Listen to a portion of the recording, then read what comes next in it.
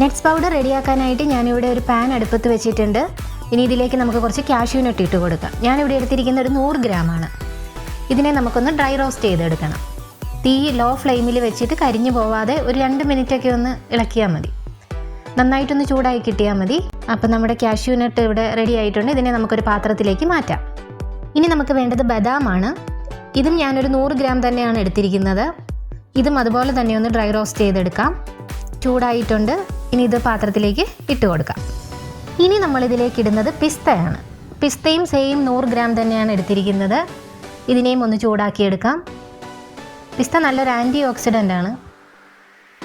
അപ്പോൾ നമ്മുടെ പിസ്ത ഇവിടെ ചൂടായിട്ടുണ്ട്. അതും പാത്രത്തിലേക്ക് മാറ്റാം. ഇനി നമുക്ക് വേണ്ടത് വാൽനട്ടാണ്. ഇതും ഞാൻ സെയിം 100 ഗ്രാം തന്നെയാണ് എടുത്തിരിക്കുന്നത്. ഇത് നമുക്കൊന്ന് റോസ്റ്റ് ചെയ്തെടുക്കാം.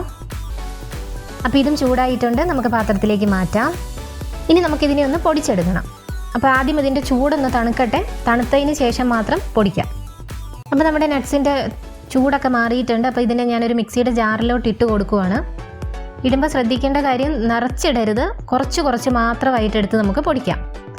പിന്നെ ഇത് പൊടിക്കുമ്പോൾ പ്രത്യേകം ശ്രദ്ധിക്കേണ്ട ഒരു കാര്യം, മിക്സിയുടെ ഇത് പൾസ് മോഡിലോട്ടാക്കി വേണം ചെയ്യാൻ. അതും ഒരു സെക്കൻഡ് അങ്ങനെ നിർത്തി വേണം പൊടിച്ചെടുക്കാൻ. കണ്ടിന്യൂസ് അടിച്ചാൽ ഇതിൽ നിന്ന് ഓയിൽ റിലീസ് ചെയ്ത് നമുക്കൊരു പേസ്റ്റ് രൂപത്തിലായിരിക്കും കിട്ടുന്നത്. നമുക്കിതൊരു പൗഡറായിട്ടാണ് വേണ്ടത്.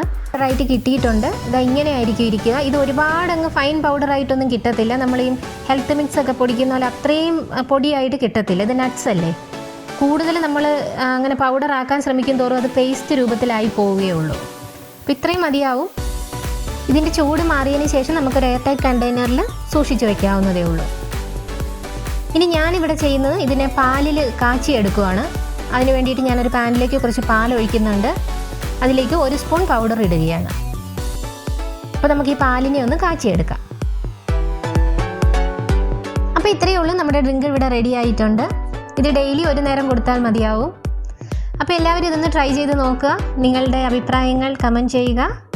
വീണ്ടും മറ്റൊരു വീഡിയോയുമായി കാണാം. താങ്ക്